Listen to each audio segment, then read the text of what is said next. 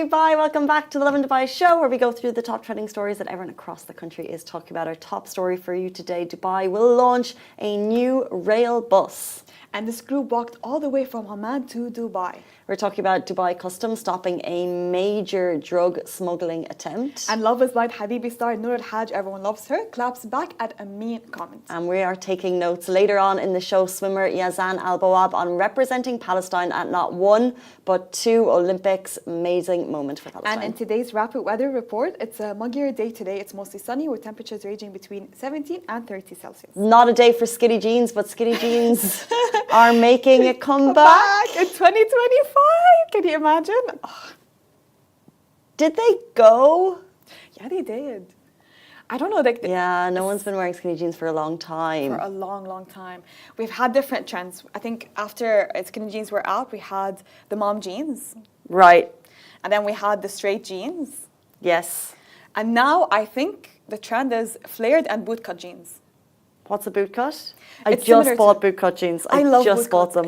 It makes your body look so good. Do you ever feel like I feel like I'm so far behind because I'm rocking, by the way, these like big baggy jeans. No, but baggy jeans are always in trend. No, but now these look like 90s style jeans. Look how baggy but they are. they're so easy to style and they always look so good. Well, no, because now I'm behind a fashion person. So now skinny jeans are going to come in. Everyone's going to start wearing skinny jeans, and in about 3 years I'll buy them, and then these will be back in. But I still have my old skinny jeans. You have your old skinny jeans? I never got rid of them.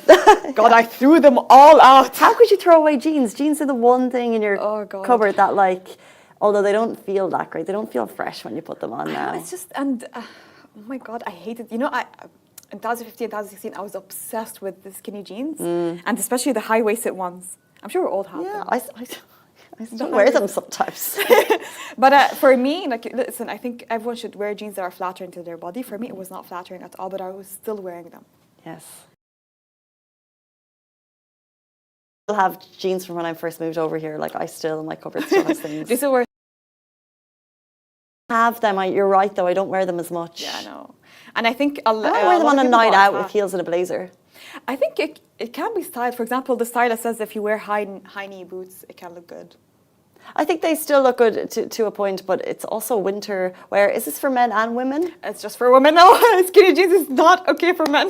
What about Kendrick Lamar? His jeans at the Super Bowl got so much attention. It was a bootcut jean. They are the perfect jean for me. They're the ones I'm looking for. Yeah, I'm like, where did he get his jeans? They're from Celine.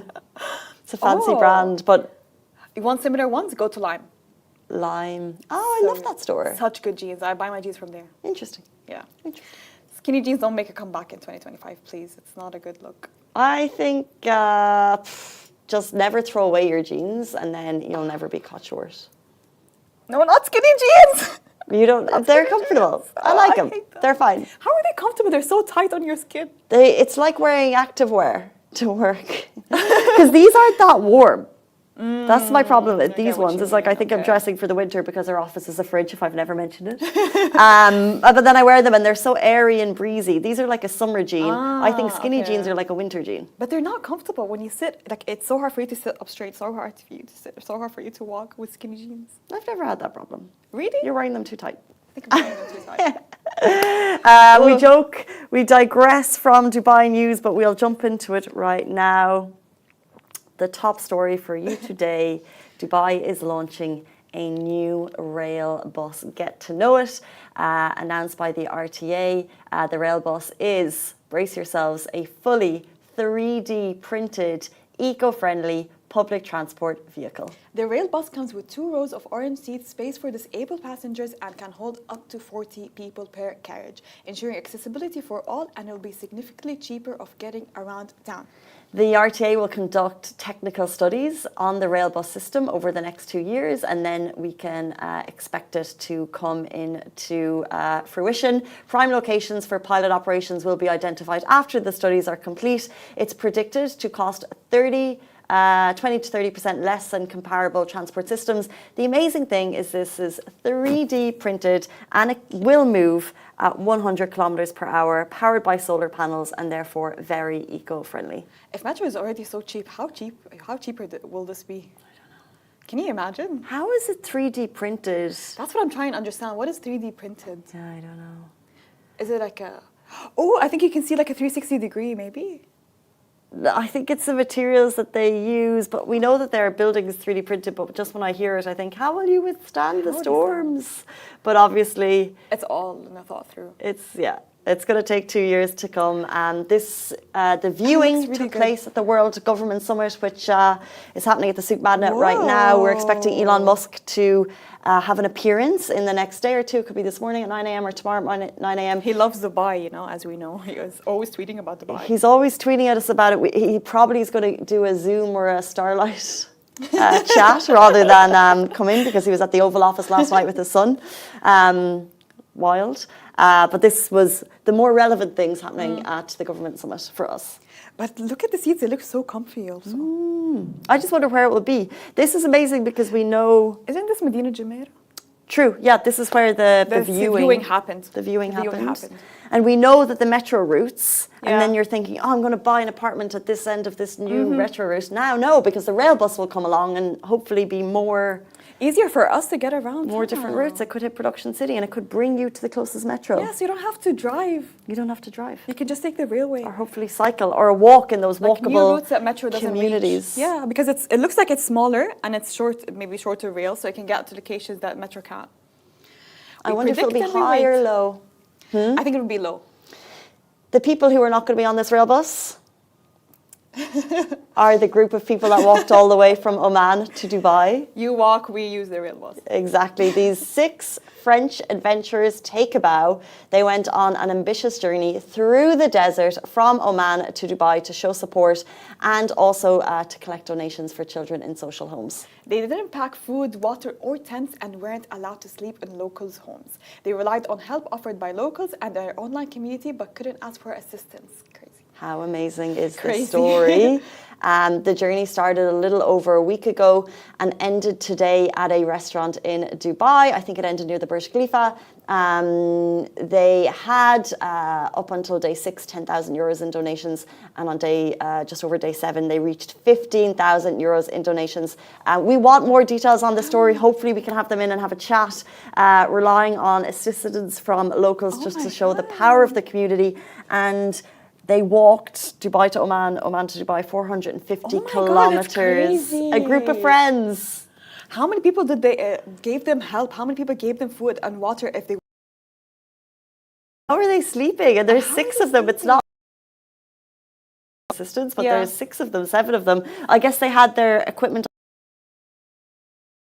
like mattresses on the floor and they're like, we don't sleep. But can you when they decided, friends hanging out, let's make a difference. Let's help. Oh my God, but like, how did they think it through? It's like, nothing will help. Oh.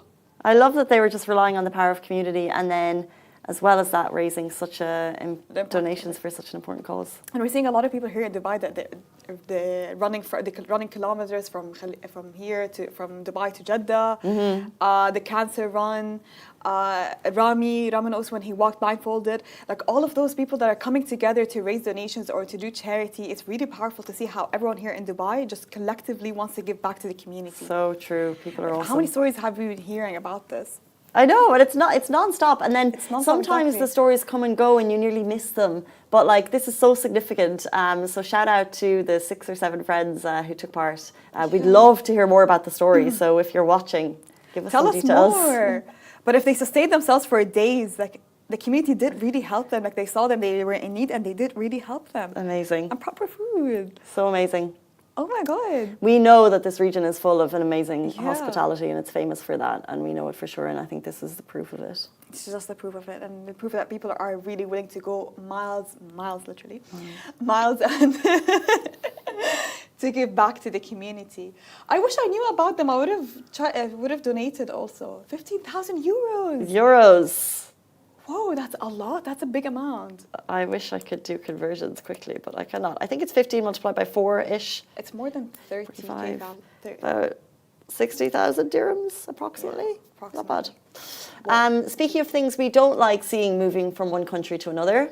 Dubai Customs stops major drug smuggling attempts. So Dubai Customs has stopped a major drug smuggling attempt, seizing 1.2 tons of mind-altering substance that at the air cargo terminal. Using advanced technology and data analysis, officers detected and intercepted the shipment, dealing a serious blow to organized crime networks. This was a significant amount of narcotics. The photo is the blue cylinders that you can see next to us.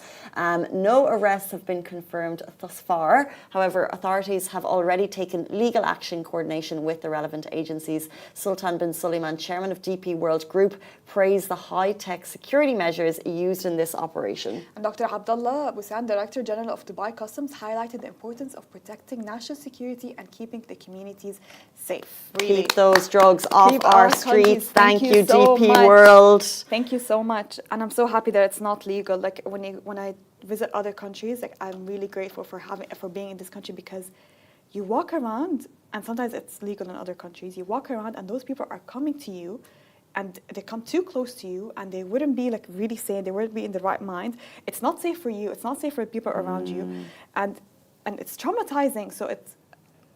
So being in this country, and like there are no drugs allowed, very strict rules on drugs, it really further ensures the safety in this country.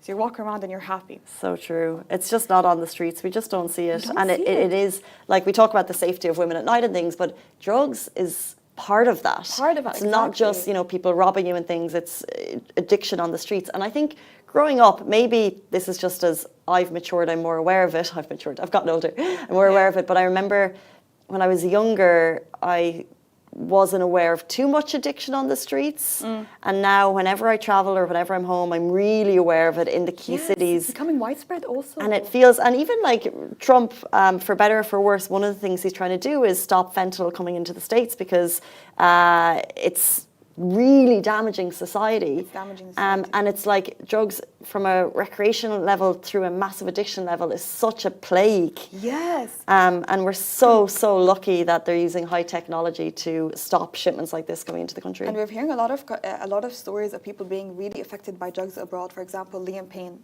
he went from here to here. Oh. Like may his soul rest in peace. But we have to be honest. This is what drugs do to you. You go from here to there.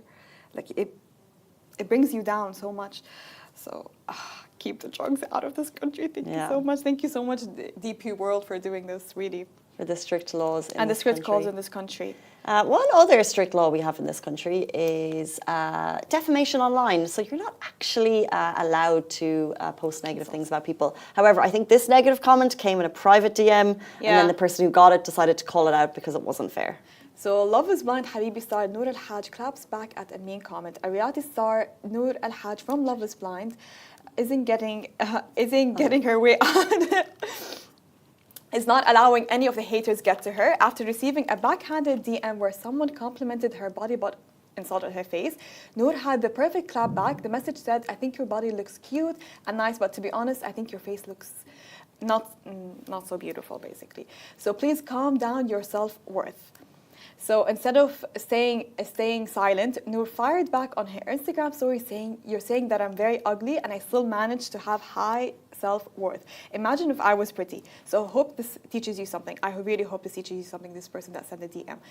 She followed up by posting another post on the importance of self-confidence on her story.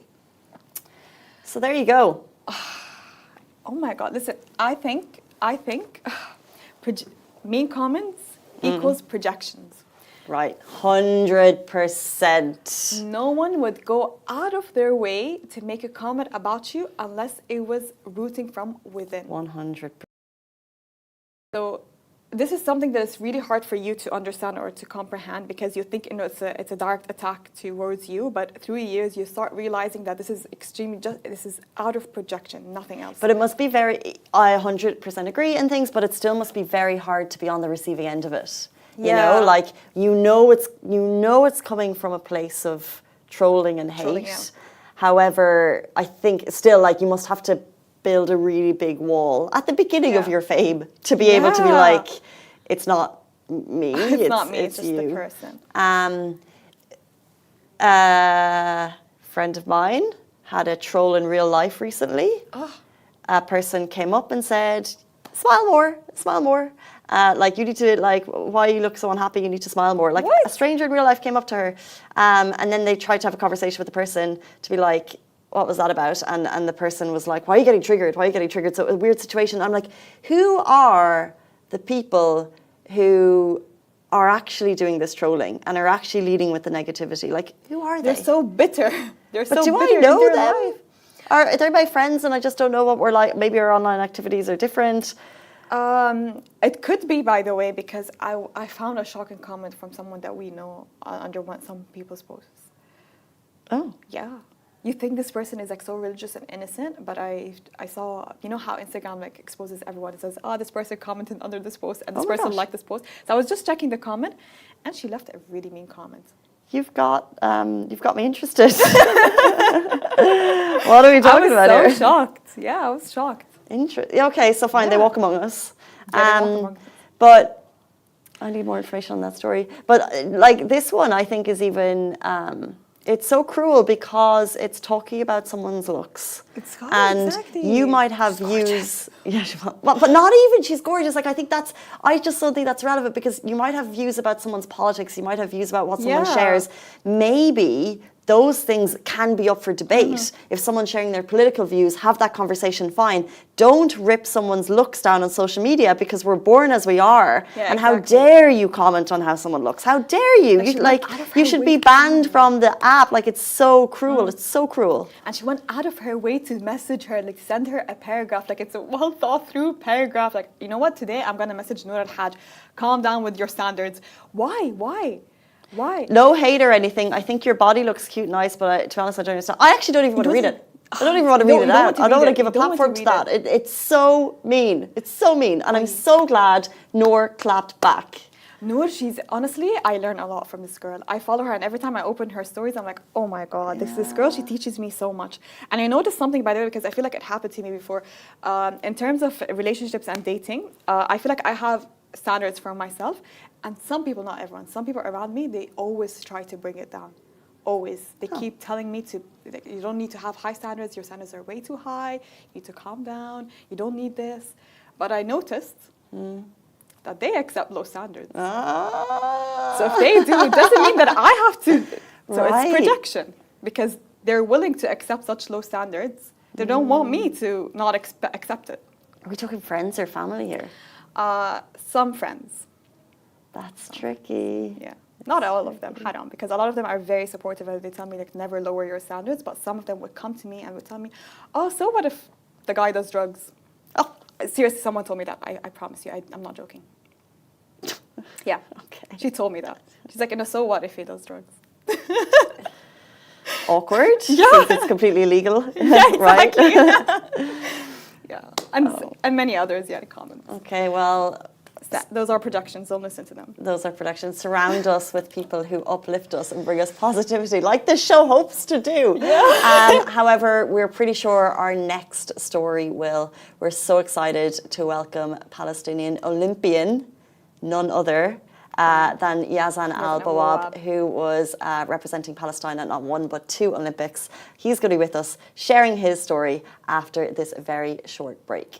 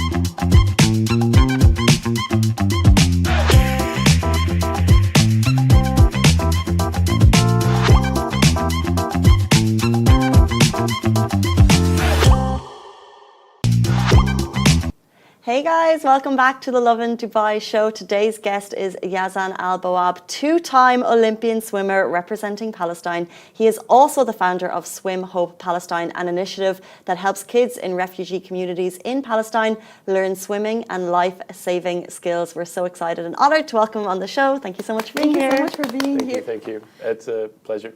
So you're sitting here with us. You're a two-time Olympian swimmer. Yeah. But why swimming? How did you first start? How did you get into swimming?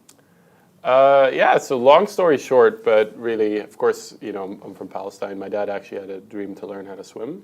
He was a refugee, and that's quite it, really. You know, it's kind of one of those cliche stories, but that's real life. And we're a sport family, and we really look at sports as the way to go forward, and education, of course. So yeah, so my parents and my dad specifically.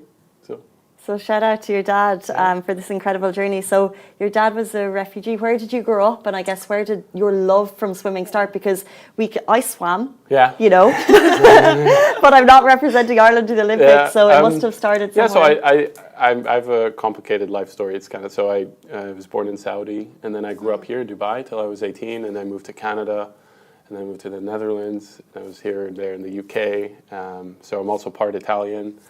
So I'm all over, but I mean, just kind of learning swimming and sports around the world, and especially from Canada. And I met a really good coach. His name is Pierre. You know, and you know, it's more that I learned towards. It's more of having a coach that's a mentor, like a life coach. You know, and not just wanting to be better in swimming, but better as a person. So I always tell this to everybody, but. When Pierre got me, he stood me in front of the pool and was like, okay, this is a pool. So you use the pool to be a better person.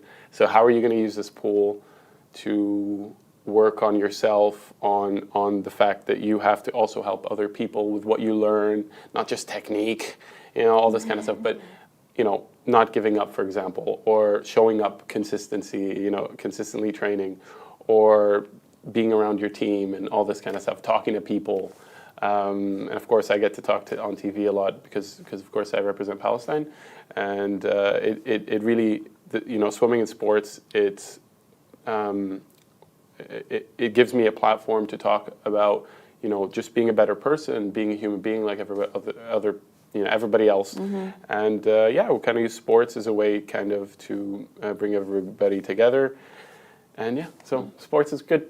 I wish I was taught that. My dad just threw me into the pool. Yeah, I was thrown in the pool too, but I didn't have a choice much when I was a kid to swim, but nobody's going to want to hear that. So, no. Did you always know you wanted to be an Olympian, or did life just take you to that direction? No, I didn't know. I mean, I grew up here, so I was doing school, you know, like everybody else, and then you get to this part at 17, 18, you're like, are you going to study? Are you going to go to school? Are you going to swim? What are you going to study? You know, and that part was quite confusing. And then, you know, I think life works out itself. If you give your effort during your life, and if you hopefully put yourself in the right environment, because sometimes people are stuck in an environment. They have to leave, you know, do something else, go somewhere else. So I went to Canada, thankfully. Stuff happened, things hit you in the face like a bus. But sometimes that's for the best. What was hitting you in the face like a bus? I got kicked out of many swim teams. You know, school wasn't going really great sometimes, but thankfully I'm a mechanical aerospace engineer. And, you know, because I switched clubs, I went to meet better coaches. Because you know, I was looking for a job in Canada too, and I couldn't find one. But then here I am, I started my own factory here. We sell furniture, you know, also along with my father and stuff. So, you know, just because something ends up not going your way, that doesn't mean that's the end of the world. But, you know, especially with swimming, like, you know, I was put in a point where nobody wanted to coach me. Why was that? You know, I don't know. I mean, you can ask him now, but, you know, who's laughing? No, I'm just kidding.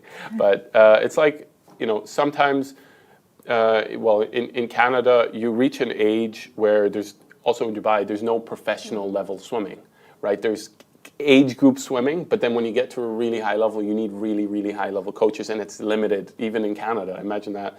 And I had my university, so I couldn't just, you know, and so even here, you'll find that with swimming or any sports like any sport really, you have to sacrifice a lot to train. And all these really top athletes will sacrifice a lot just to be training in high level positions. But, so I had to train myself sometimes.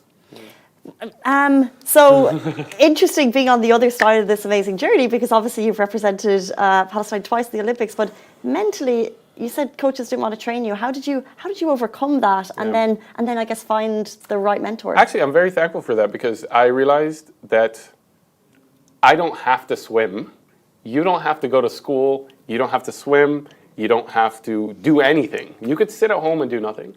And so, 1 or 2 or 3 or a week, you'll realize actually you want to do things. So rather than going to swim because you have to, going to work because you have to, you go because you want to be a better person, rather than having to go to work. Right. So everybody here, in sports and stuff, you have to go to play sports, or you have to go to the gym because you want to lose the weight or whatever. But learning to want to go there because you want to achieve something, you want to be a better person, that's kind of the motivation behind. But it takes a while to understand that. It's not easy. So you have to get hit in the face with a bus, and then you understand. I love that. Yeah. So you presented Palestine in both 2020 Tokyo and 2024 Paris Olympics. Can you describe the difference between the two events? Yeah, so one was COVID, of course. Of course. One was, Paris was quite nice. It's a little bit weird sometimes, but quite nice. The Olympics is really cool. A lot of people train really, really hard and can't make it to the Olympics. And so what it is, it's not the Olympics itself. It's like another event, but it's about what happens afterwards. You get a platform. You get, you get to be quote unquote cool. I don't know why, but a lot of people, look at it like, oh, I'm not going to train if I don't want to go to the Olympics. And most of the Olympians aren't like that. Like, you're training because you want to be faster, because you want to do better in the sport, not because you want to reach some event and go home, And so that's the difference between people that make it and don't, mostly. So, the Olympics is fun. It's cool. It's an event that, it's a world event that everybody watches and waits for. I had the privilege to represent my country, so I'm very honored to have that. We had 4 in Tokyo and a bit more in Paris, but we have 15 million people, so to be 4 of those, or a couple, it's cool. Yeah. It's cool, especially recently with the stuff going on with Palestine, it was very important. I play sports, so I'm there to kind of, it was important to show people that we're there as human beings, and it's about who's faster. You beat me or you don't beat me. And it's like who's training harder, and that's the part that I enjoy, is that. I'm there. I show people that they don't expect Palestinians to know how to swim, and I'm like, oh, okay, they do. Okay. So at least that, or in a couple smiles from a lot of people and a lot of supporters. So I'm very happy and very proud to. Interesting about the support, but as you said, representing Palestine in Tokyo during COVID, which was its own thing, and then in Paris 2024, which was obviously after the world began again talking about Palestine in 2023, and I wonder, did the support levels differ? Like, obviously it differed because of COVID, but did you face, I guess, more loving support, or a bit of discrimination? A bit of both, and it's interesting because you realize that not all the, like, I got the same attention as probably like Cristiano Ronaldo, and it's like, am I cool? But the concept is that, do all the athletes get that? Are all the athletes worried about some guy coming up and asking you bad questions or shouting at you, or you being, So it was a privilege, but you have to take that privilege with caution, and you really have to spread love in the way that you can. But it's like a responsibility. Not everybody gets to do that, and you have to really, the athletes don't get to, people come to me and they don't ask me swimming related questions. So you really have to be very careful. You have to be kind of always trying to spread that you are just like everybody else, and you want, like, just normal things. And I just want to, I want to swim, I want to be happy, I want to work, I want to be successful like everybody else. And unfortunately, fortunately, people listen to me because I have this platform. So I'm trying to spread that, I'm just like everybody else. I'm Palestinian. I look like all these other Palestinians in Palestine. And we're just trying to be like everybody else. And that's it, like full stop. And so we're very happy to be in this country. It's fantastic. Gave me an opportunity to open my factory. That's kind of where my next part of my life is. And it's work, it's business. It's trying to sell people chairs. So, Got you. Well, you might have sold some already before the show, I'll tell you that. When people come to you, did they want to come to ask about genuine questions, or they just wanted to attack? We had a mix. Yeah. I had a lot of people, not necessarily, but sometimes, and I learned this from a lot of people, but don't be mad. Because, like people on the road, they're like, they honk at each other, they get pissed off, excuse my language, and like act surprised. Act surprised. When you see something, don't get mad. Act surprised, like, wow, I can't believe these people, Yeah. So negativity, if you give it back with negativity, it doesn't work. So what you have to do is you just don't let it kind of get into you, but kind of just like bounce it right back, and people will be confused. They'll be like, "Wait, isn't he supposed to react a certain way?" And he's not. So it's not. Again, this whole Palestine thing, it helped me as a person. So if you look at things you do from your job and trying to translate it into your life, that's when things happen. And just trying to help people understand that they have a lot of tools, but they don't apply it to their own life. So I apply everything I learned from my swimming, from the fact that I represent Palestine and everything into my life.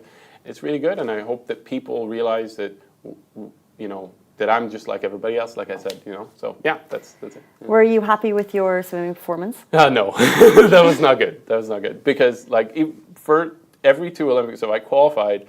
And then I had school, so I had to do my engineering stuff, so I had to focus on that. And then the second one I qualified, but then I didn't know how hard it was to run a factory, so it just went downhill. But I was training, and then this whole thing happened with Palestine, and that like funding and everything went down, and I just kind of like got a little bit depressed, But what it is that also taught me something. But I was working so hard on my personal life on my side, because at the end of the day, nobody's going to support you except yourself. And I think that's when you reach a level to be an adult, you realize that no one actually cares about you. Nobody's going to give you a job. No one cares. That, they're always working about themselves, but like they're thinking about themselves. But you have to rely on yourself. Right. And so I've experienced that multiple times. Of course, the only person that supported me is my dad and my family. Other than that, no one will. Nobody cares that you're an Olympian to give you a job, by the way. Right. People are like, oh, you should get a job. No, because if I'm an engineer. They care about me being an engineer. If you guys, with your job, if you don't know how to speak, you can't be a presenter. So at the end of the day, you have to just do your stuff yourself. Nobody will support you. Go fend for yourself.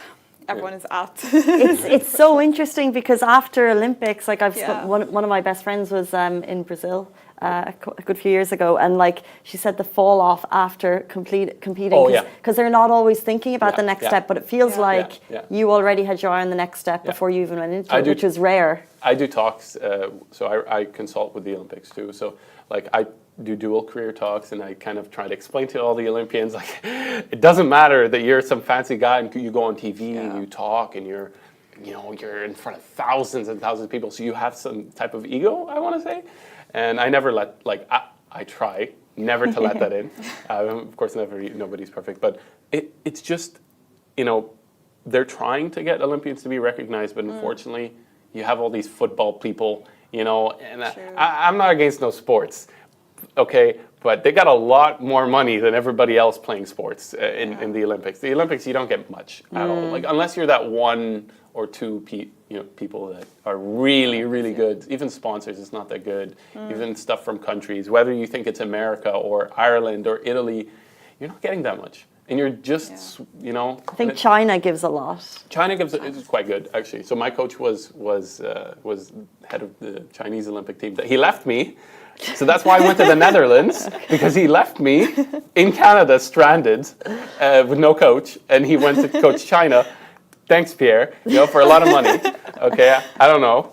And here I was, just like, oh, he's like, hi, well, I got a good opportunity. So yes, they paid quite well. Okay.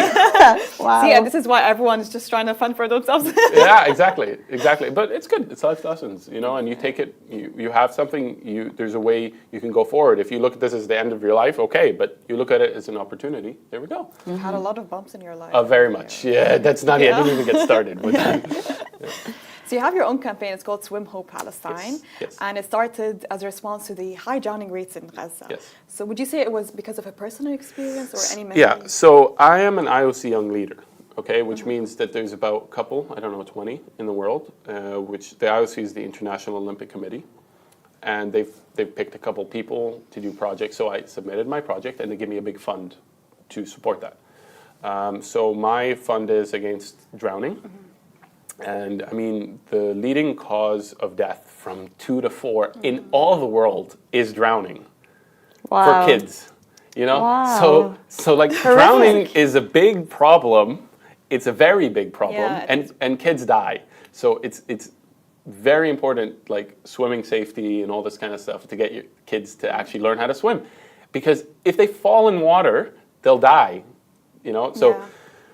So what I wanted to do is apply that also in Gaza, right? Because they have an ocean right next to them, and hopefully the things get a little bit better to start to implement the program, because it's starting to implement, and then we had some situations going on, and then hopefully it'll be a little bit better. But what it is we're going to get a couple coaches on the beach to gather kids that are swimming alone, and to gather them and then to teach them how to swim, kind of.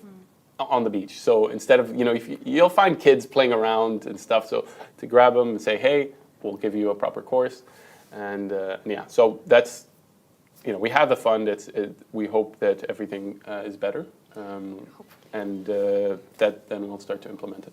Oh, amazing. I feel like sometimes we talk about representation, and I imagine you are an amazing role model to so many young kids. Oh, I hope.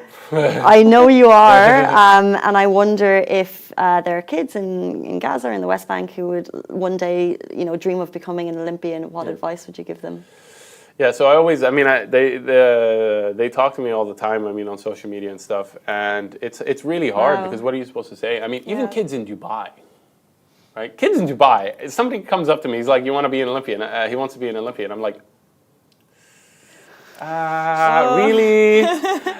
We have all the great facilities here. And I don't think it's just, of course, in Gaza, it's a different situation, of course, because of the issues. But even here, we have all the good facilities, but there's still no sports culture. It's starting, they're doing it. Cycling tracks, They're starting, right? But it's more like event. So events are okay, but there has to be a legacy plan, which keeps continuing and not continuing. just once a year. Exactly, and kind of that's part of another thing that I want to do is change the culture around sports in Arab, because I'm Arab, right? I'm Arab. I lived in Dubai, so rather than just sitting at home eating chips, and I don't know what people, what do we do? Like just watch TikToks and whatever, or Instagram, and but actually implement it like in Europe, where it's part of your life. It's not a choice to not, you just have to play sports. It's just part of your life. And that's how I thought of sports. I never had, I'm going to go to the gym from 2 to 3. No, it was part of my life. Swimming is there. Other things will happen, but swimming is there. At peak training, for people watching who would love to do it, what type of a rigorous training schedule were you looking at? How many hours? Oh, at one point I was training 13 times a week. So that's sometimes even... Whoa, 13! Yeah, so that's twice a day, pretty much all of the days except one day, but then also gym and like that. But you have to get to a point where, if you want to get to that level, swimming is the only thing you're going to do. Nothing else. No school, no social life, no nothing. You wake up, you swim, you go back home, you take a nap, you eat, you swim again. God. You might go to the gym right after, and that's it. It's going to be 6, 7, or 8, and you sleep, you wake up. And it's consistency, but it's not about that. It's about, do you want to do that? Because I'll tell you, if you go up to somebody and be like, I'll give you $1 million dirhams, if you do that for 2 months, they'll do it. But the $1 million dirhams is a good motive, so they'll do it. But if you don't give them the $1 million dirhams, they won't. But so the ability is there. It's just, do they really believe? Do they really want to do things? And that's kind of I always ask myself. I always challenge myself. I'm like, would I do it if somebody gave me $1 million dirhams? Yes. Okay, then I'll do it. So that's what you have to reach. It's kind of a self. It's in you. It's in your brain. And you can do whatever you want, but it's only you stopping you. You know, it's cliche to hear it on. You hear it on all these videos on Instagram and whatever, but. Sometimes, you know, they push it like David Goggins and whatever, you know, these people, and like, but sometimes they're actually saying things that make sense because people are just, they don't trust in themselves. They don't believe in themselves. They don't think that they can do something. If you don't believe in yourself, nobody's going to believe in you. Except maybe your dad. Honestly, I think that's the most honest answer we've ever had because people will say consistency, they'll say push yourself, but what you're saying is no, you have to mentally. Yeah, no, it's really hard. Motivated, it's not. basically. It's not easy. I mean, if somebody is kind of making it easy, then I don't know if they've done it, you know. And all these people that have done it, they're like kind of quiet about it because they might think that the other people don't kind of have the. Can't put the effort in. I've only tested that with my swimming, right? I'm trying to get even more to that level. I'm not an expert, but I've seen people, I've been around people that are, you know, and they really, really, really believe in themselves. They're so confident. That's why you see some guys that are really, really, you know, self-absorbed. That's what tends to happen when you're only thinking about yourself. You tend to be self-absorbed, but you really have to have that. You know, you go to a competition and you see these guys, you know, the best in the world. And what is it? It's just them improving themselves. You know, if they want to improve their technique, if they want to go to training more, it's about them improving themselves every day. And then you look at them and they're there and they're confident. You know, they like you have the guys with the headphones. They're like, I'm going to destroy the pool. I'm like, relax, relax, bro. You're going to swim. You know, but they're pissed off, like in the back room, like, you know, they're looking at each other. Like, I'm like, relax, everybody. You're wearing Speedos and you're going to swim. Okay, like, you know, it's interesting. It's really interesting. Different people have different things. You know, some. A lot of guys from the south like on the east, you know, like in Japan and stuff, they're just quiet. They're just staring at people, you know, and that's their way of looking like dead in the eye or talking. You know, sometimes you're sitting next to, and swimmers will know, you're sitting next to people because we sit next to each other on like plastic chairs. But anyways, but you talk to the person. Oh, hey, what do you think you're gonna do? You know, you're gonna do well? Yeah. What are you gonna push?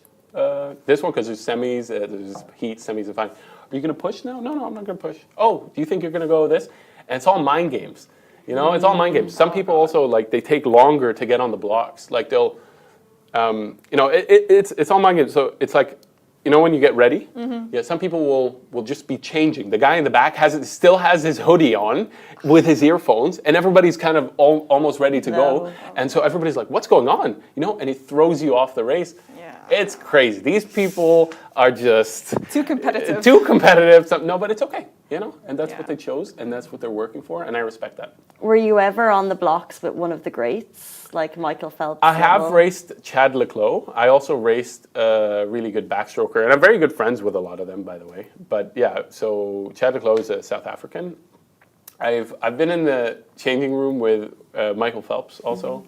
I mean, all the Olympians, of course, and you know, and they're just normal people. They're just like you and me and everybody, and that's what they do is they swim. You go to work, they go to swim. So, you know, that's it. That's it. So it's not, you know, people like put them to a really high pedestal, you know, and I'm just like, okay, but you could also be that if you work. If you do your work really, really well, you are the Michael Phelps of producing or whatever, you know, but whatever. But it's the idea is I give respect to anybody that works hard on themselves. It's not just about the swimming, but sports gives you a way to look at it because it's interesting, you know. Right. If you see somebody who's really good at their job in their desk job, I mean, you don't look at it like that. It's not cool. But when it's swimming, all of a sudden it's cool. But at the end of the day, everybody's working on themselves, working really hard. So I really respect people, especially like my dad, who went from nothing to now giving us a life and allowing me to have all these things that I have. So those are the people that I look at. I'm like, wow, I respect that. You know, it's not just like swimmers who've come from nothing. And it's training at the end of the day, you know. So anyways, but... Would you join another Olympics? No. No. No, I'm done. I'm retired. I work now, so. Let's talk about work. What is next on the vision board for Yazan? Well, so like I said, I mean, I tried to sell you guys chairs before this, did, but run a furniture factory. So we assemble Italian components of furniture. We do sofas, we do all sorts of things. We sell them to our clients that sell them to people like you guys, so I'm not technically supposed to advertise too much. But if you guys find me, you can buy furniture for free. No, I'm just kidding. But it's quite, it's really nice. I mean, the market maturity is quite well here. People like brands, people like Italian stuff. Yeah. People like stuff that look good. Sometimes they really look for really cheap stuff. So, but yeah, I mean, I started about a year and a half ago. We're about 80 people now. Wow. Interesting. Yeah. So that's amazing. Yeah, I'm very proud of that. So using my dad's networks and everything. So of course my dad pushes me because he always told me like he went from nothing to for example 10 out of 100, and he wants me to go from 10 to 20. So my goal is a lot more than just what we have now. And that's kind of the mentality. Not I have to start from working a McDonald's job like everybody thinks. You know, it's like no, you got to learn the value of money. It's kind of the dumbest thing I've ever heard, to be honest. You know, you have to have your kid go from where you are to the next step. Not go back to where you were to then get them to also pass you. What? That don't make sense. I don't understand people just, and people in Dubai understand that. In America and Canada, no. It's like the successful dad, wants his kid to work at like some really low-level job, cleaning the floors. My dad, I told him, I was in Canada, I was like, hey dad, everybody's working, can I work? He's like, no, if you want to work, you can coach. You can do something that you're teaching people or managing, not working under people. So also my experiences in work were always in the position to like tell people what to do, not being told, and that kind of creates something in the kid or in me also to, it's like I want to do what I want to do, and that's it. So we interesting philosophy. And I sell fire extinguishing fluid. I consult also. So I do a lot of stuff. But the main thing is at the end of the day, I want to be happier as a person, and I want to make my dad happy, and that's life. What do you need more? Nice. What do you need more, really? Religion also. Sorry. Yeah. Getting some lovely comments in, basically saying what an inspiration you are. Oh, I hope. I don't look at myself as an inspiration, but I look at my dad as an inspiration for, my message is my dad's message, kind of. It's like I'm trying to just show them what my dad went through, and that's a result is me. I'm kind of like I'm the person who speaks on that. But if they, Palestinians in general and people who work hard. I would say you represented Palestine twice for yourself at 2 Olympics as a swimmer. So thank you so much for sharing your story with us this morning. Thank you, Masa. Thank you, Casey. And that brings us to the end of the Lovin Dubai show. Have a beautiful day. We'll see you back here tomorrow morning, same time and very same place. Have a beautiful day. Bye-bye.